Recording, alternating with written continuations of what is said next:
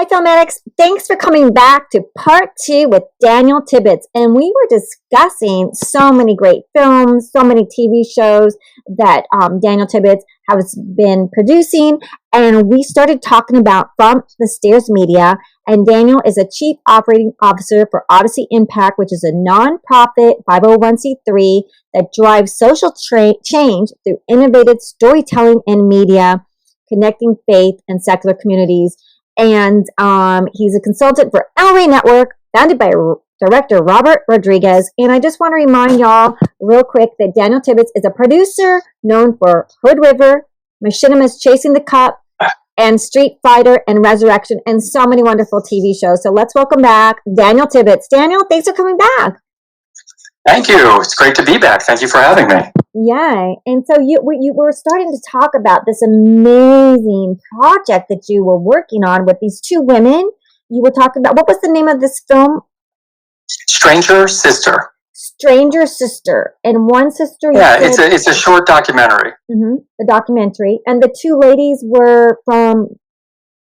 Yeah, so the story really is about two women, one who is Muslim and one who is Jewish, and basically they come together, right, to try to stop hate in their communities and teach how to stop hate in communities.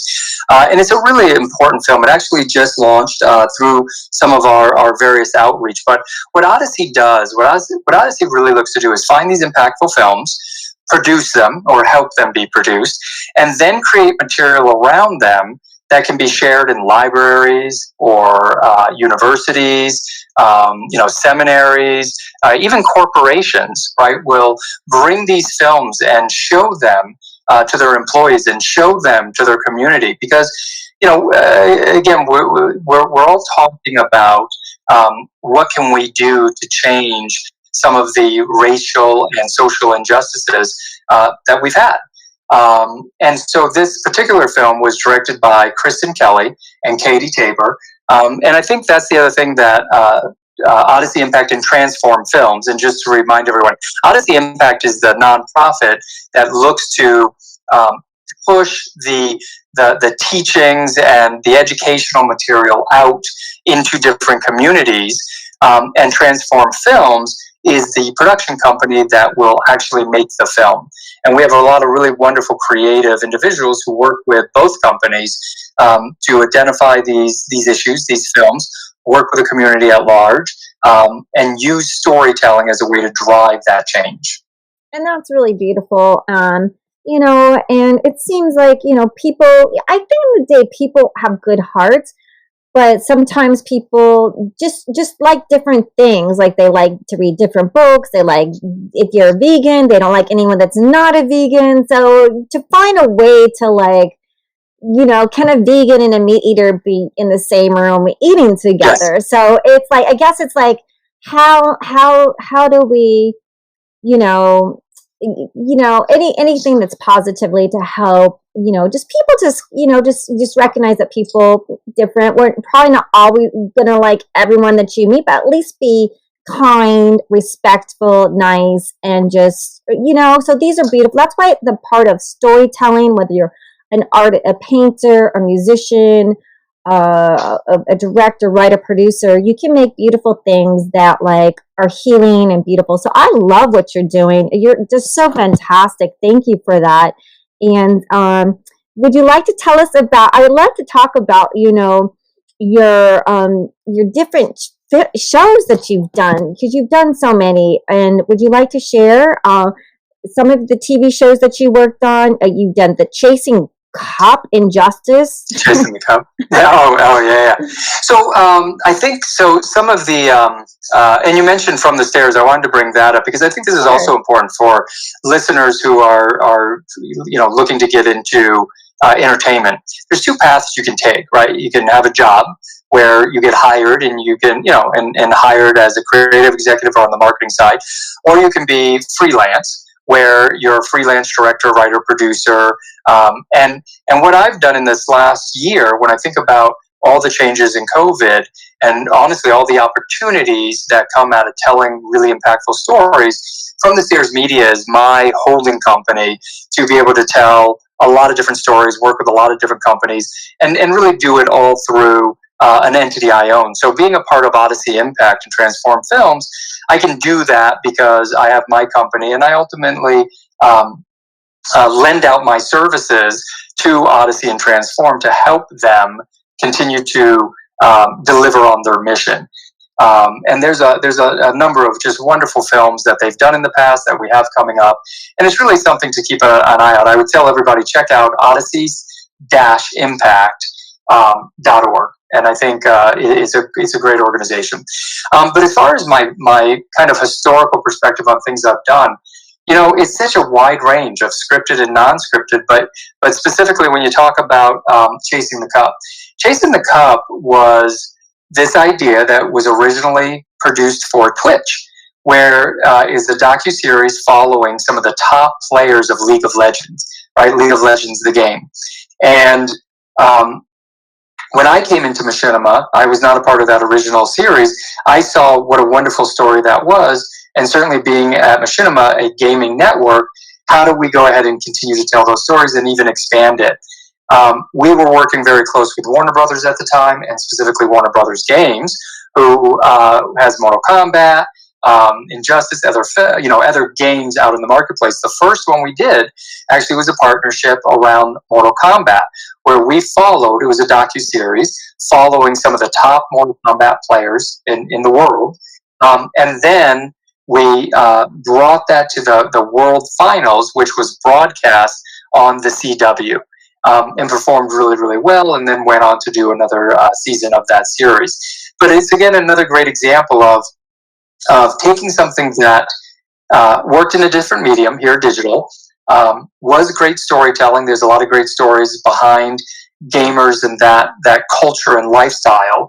And then how do you develop it and distribute it, or make it of value to a different platform like a broadcast network?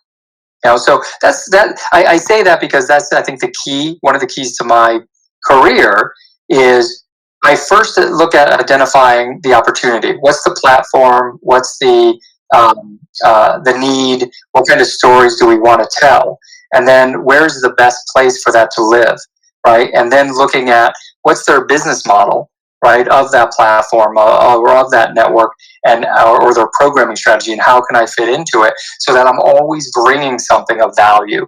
That's the best way to sell anything, is know what they want to buy first. And I used to give that advice a lot. People would bring me something, and I'd say, but I don't buy that. And they say, yeah, but it's the greatest thing in the world. But I said, but it could be the greatest thing in the world, but if I don't buy that type of thing, it doesn't work for me. The example is that I'd always say, I buy shirts, you're trying to sell me shoes. They could be the greatest, they're the most comfortable shoes in the world. I don't buy shoes. Yeah. If you're a pizza shop, you're going to want pizza stuff. If you're a flower shop, you're going to want flower shop, right? Flower stuff. Yeah. Yeah. So I always recommend to creative people, know that business part of it, know what people are looking for really specifically, and deliver that the best you can, and that's how you'll sell more, or get in front of buyers more, because they'll always know you're bringing something that they may need, or probably need. Whether it's the right thing or not doesn't matter. They know that you're someone to always look for. Yeah. So Chasing the Cup sounds so good. And then also you the other one that looks really good, Hood River. Like, can you tell us a little bit about that one? Yeah, so Hood River actually came while I was working at El Rey, and really a great pitch developed originally by an executive producer, Zig Gauthier. And I've known Zig a long time. Zig was actually helping me on another project at El Rey, and we knew there was a need for this type of film, or for a film with this strong of a message, and Zig found this story. And the story is a community in Colorado, which is really separated with, kind of the landowners and the migrant workers. And this specific story was centered around a soccer team, which had, both groups, right, who within the community were very separate via class, but came together as a single team, on that field, and how they were united. And it was it's a very emotional story. During the filming, one of the players' fathers was being deported at the time, and this was, 2018, when there was a lot of conversation about DACA. There's a lot of conversation about people being deported, and our focus on this team, what we ended up seeing were families being ripped apart in this community, and then how the community came together. So it's a very important film, very relevant certainly to the types of stories we were telling at El Rey about the U.S. Hispanic experience. Yeah, it's, oh gosh, it's heartbreaking, and so I hope that that the good things can come. We can work together and find these things. And you also, what was Classmates? It looks real fun, right? Classmates. So yeah, this was a great one. I loved this show. This was a while ago, but some of your audience may remember Classmates.com. Okay, before Facebook, it was actually a site called Classmates.com where you could come together and reconnect with people you went to school with, and that was the idea. So at that time, I was running the Fox Lab for 20th Television Fox and production. And in the Fox Lab, we had a great group of creatives that were developing just very unique ideas, things that hadn't been, formats and concepts that weren't typical of television at that time. And one of the producers we worked with brought this idea of doing a show around Classmates.com. Basically, we would bring two people together who hadn't seen each other, in whatever amount of years. And it turned out to be a really emotional show. So, for example, in one of the episodes, a guy who had been bullied in high school, right? And really it affected him. Like, it affected his life after high school pretty dramatically, right? And what he wanted to do was go back to high school and confront the bully. Let the guy know. And it wasn't confrontational, right? We're not doing Jerry Springer.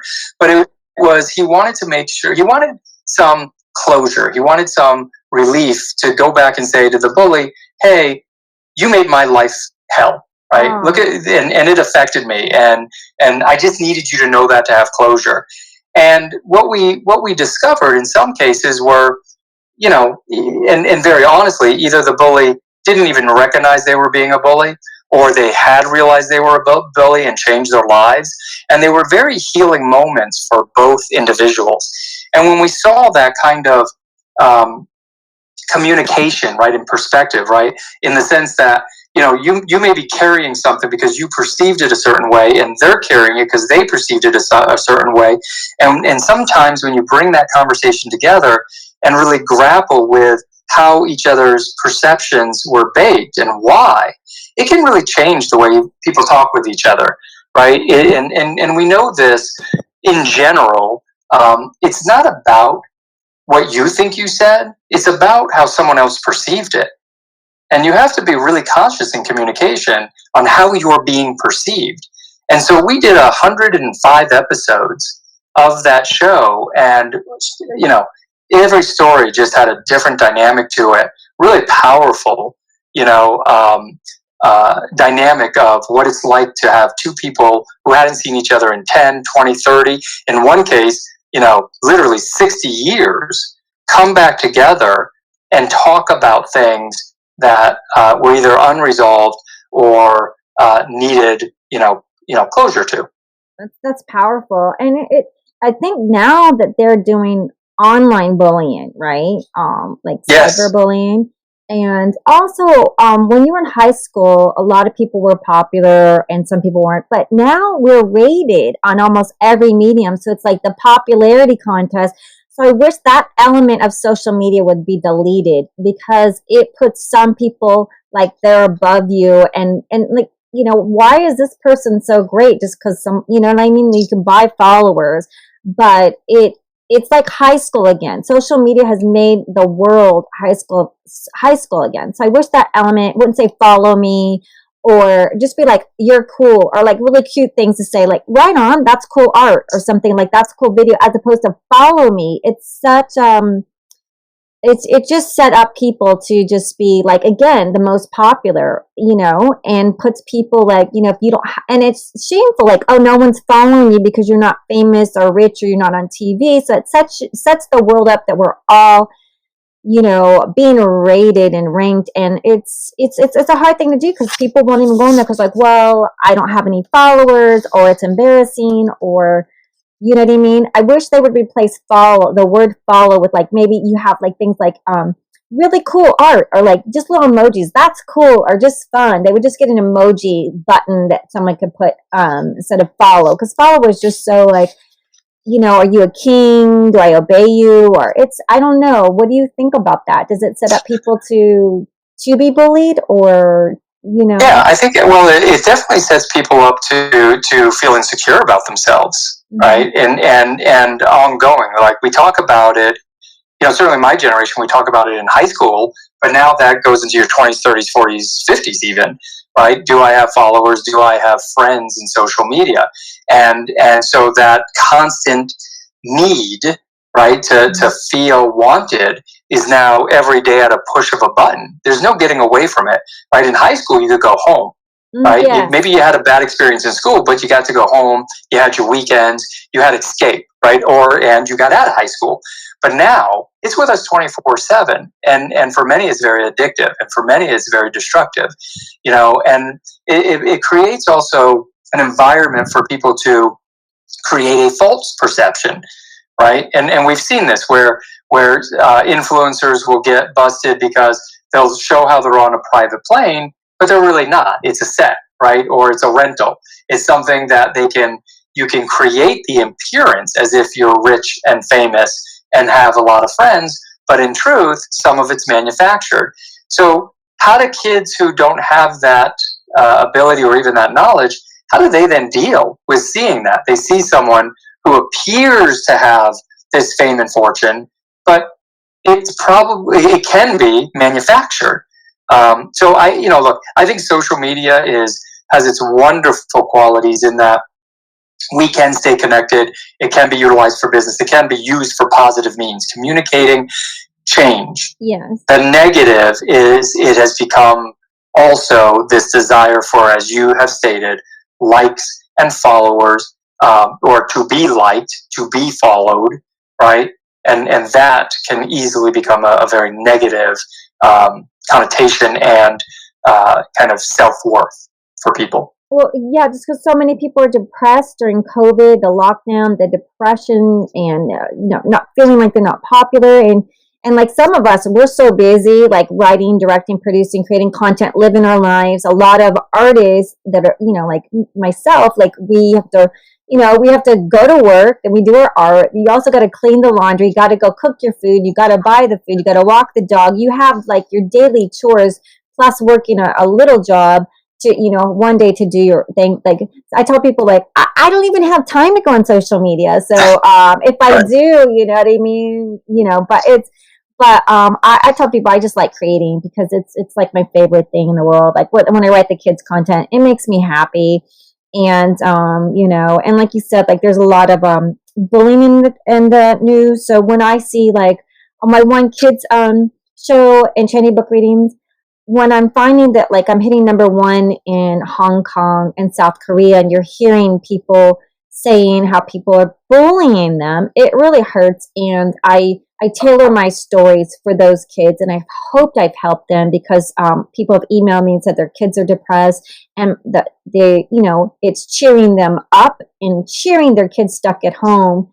And so I try to tailor it for my audience, like the Sleeping Beauty with the 7 dwarfs. I added the COVID element. He sneezes, and he's like, relax. I'm wearing my mask and my gloves. You know what I mean? I made it modern so that the kids are stuck at home, or if they're crying because someone was mean to them, I share a story like Clever Trevor. Sue Ling is crying because people bullying her in school, and Clever Trevor is her friend, and he has this magical chalk and takes her on this beautiful adventure with the pirate ship with his magical chalk and tries to cheer up I mean, I think we're each doing our part, but I guess, until we walk in those shoes, we'll never know. So you're doing so. But that's a wonderful positive use of digital media and social, right? Everything you just described is helping, right, people deal, or kids deal and cope with real life issues, right? And you wouldn't have had that means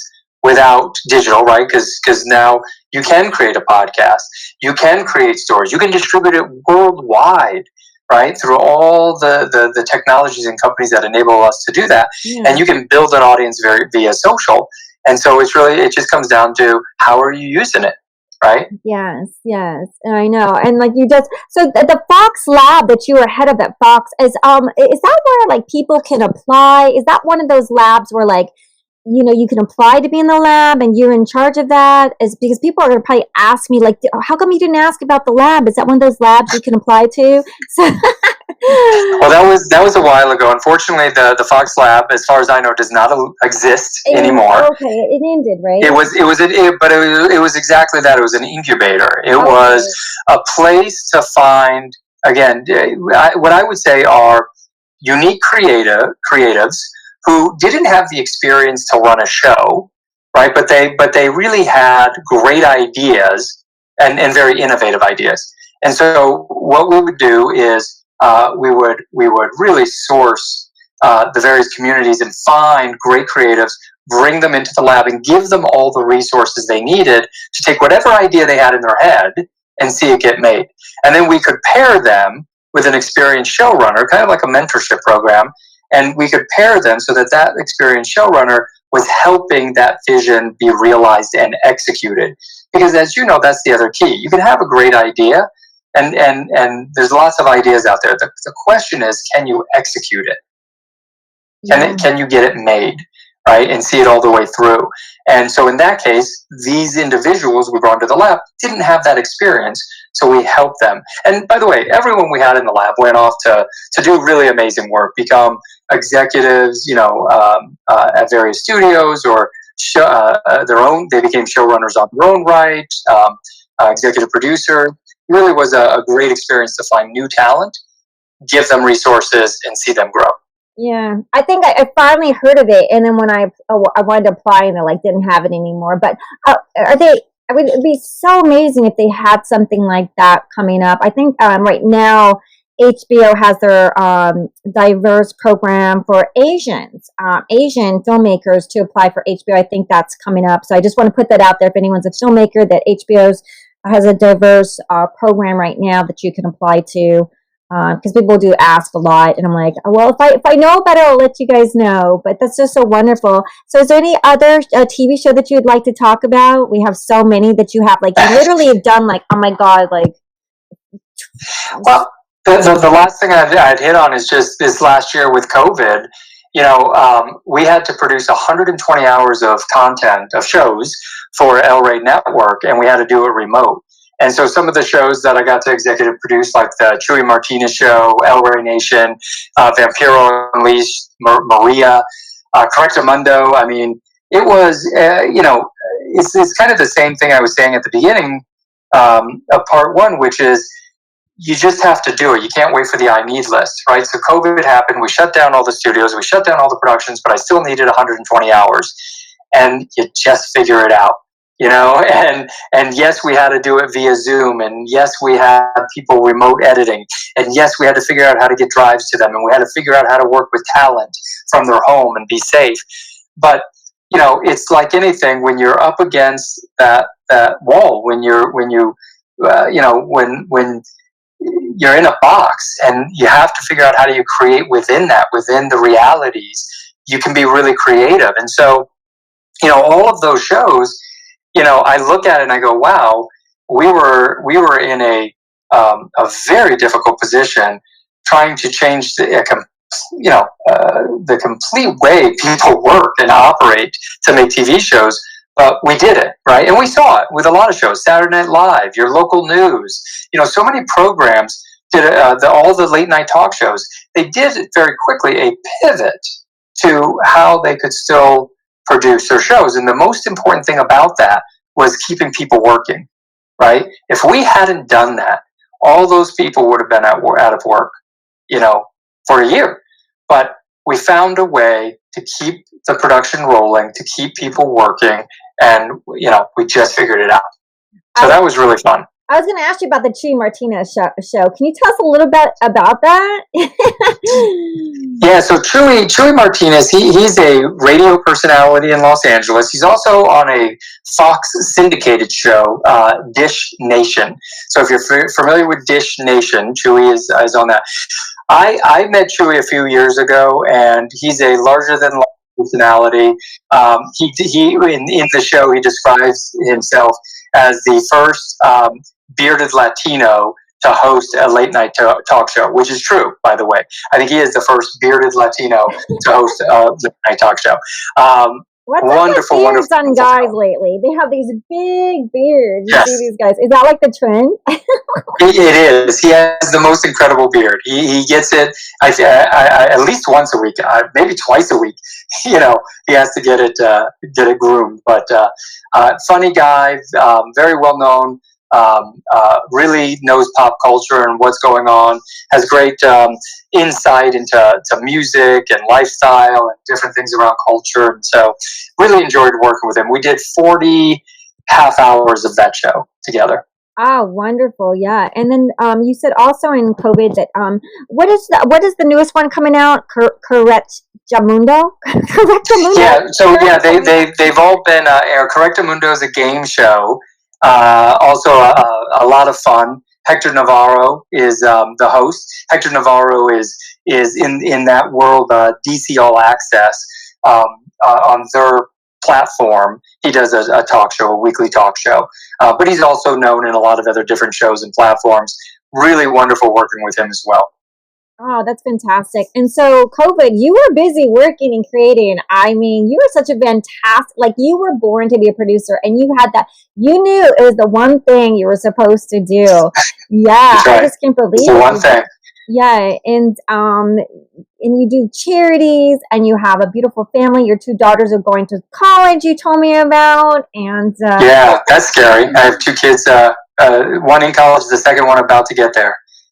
Yeah, and you did your car buying, and I want to can you talk a little bit about your esports lifestyle brand SubNation a little bit? Yeah, so the other project I'm working on through my From the Stairs Media company is working with a really interesting esports lifestyle and culture company called SubNation, and they're at subnation.gg or subnationmedia.gg. And, very similar to when I was at Machinima, what I love about gaming is it's not about demographic, right? It's not about creating content for 18 to 24-year-olds. You can be 18, you can be 54, you're a gamer. Gaming is, and the love of gaming and gaming culture is really about psychographics, right? And so from an audience perspective, it reaches every age, every race, male, female, you name it, every gender. It's about the love of particular games and that community. And so SubNation, over the last couple of years, has really done a great job of not only being involved in gameplay, which is very, very popular in the gaming culture, but also getting into those adjacent shows, right? About cooking, dating, different lifestyle things. Anything that wraps itself around that particular psychographic, they've done a really good job working with brands and platforms, and the gamers themselves, and giving them a platform to have their unique show, their unique voice. So it's kind of a continuation of Machinima, taking everything that I loved and did at Machinima and now bringing it to SubNation and helping them build out all these different content verticals. So producing a lot more shows, that's for sure, this year. Yeah. So are you finding that you're doing more like short content streaming, like short content? Yes. Yeah. So with El Rey, it was more television, long form, hour and a half hour formats. With both Odyssey, Impact, and SubNation, and a few of my other projects right now, there's definitely the opportunity to continue to create that shorter form content that has an impact, right, or builds an audience in a particular destination, like under the SubNation brand. But with all of these, the beauty is it's not about just deciding I'm going to do short form or long form anymore. It's about both, right? So even with SubNation, develop a short documentary. There are other documentaries we're doing that are going to be, feature length. It's really about the right story for the right platform, which dictates the length of that story, right? What's the right story to tell, and also the quality of that story, right? Because quality is based on how great that story is and the platform you're telling it on. So for a creator, I guess I'd button it up by saying, if you're a creator today, it's a great time to be a creator. There's more platforms today than ever before. Ever before. You have streaming services, you have cable networks, you have broadcast networks, you have fast television, fast channels, right? Free advertiser supported television. I mean, it's just this, you have digital, you have mobile. If you have an idea, you have podcasts. I can keep going. If you have an idea and you now have the technology to get it done, whatever that is, just get it done. Now you have platforms where it can be seen. And that's why you just got to go out and do it. Beautiful. So are you gonna do any more scripted TV shows? Are you looking to do another Rome? Hint, hint. Would love to see a new Rome. I'll tell you, for years people have wanted to do Rome, keep Rome going, do it as a series of movies or a series.